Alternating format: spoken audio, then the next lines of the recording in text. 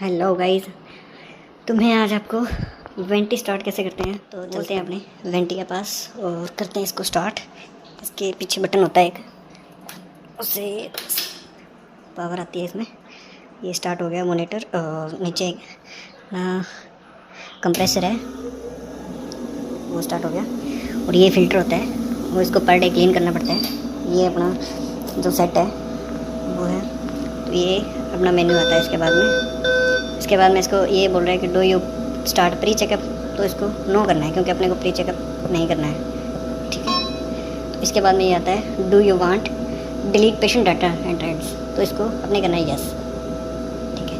तो इसके बाद में अपने आते हैं, अपने इसको एडल्ट पे लेना है या इन्फेंट पे लेना है। अभी हमारे पास निकू है, तो अभी तो हमारा इन्फेंट पे लगा हुआ है। और ये नीचे आता है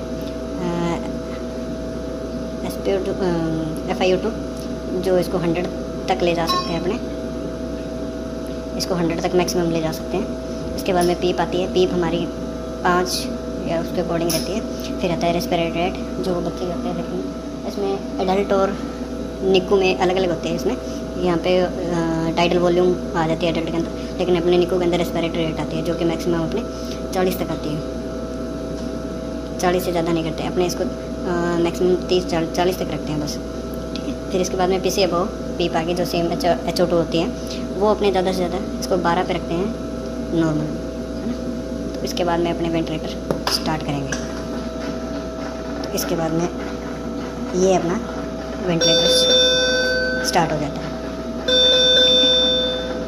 अब ये कह रहा है कि आपका O2 प्रेशर लो है, तो यहाँ से हमारा O2 प्रेशर अभी देखो, अभी इसका कर दिया। और ये स्टार्ट O2 ब्रीथ है, जो एक बार वेंटिलेटर हटाने पे आता है। ये अपना वेंट स्टार्ट हो गया। थैंक यू गाइस, मिलते हैं नेक्स्ट वीडियो में। ऐसे इन्फॉर्मेशन के लिए चैनल को सब्सक्राइब करें।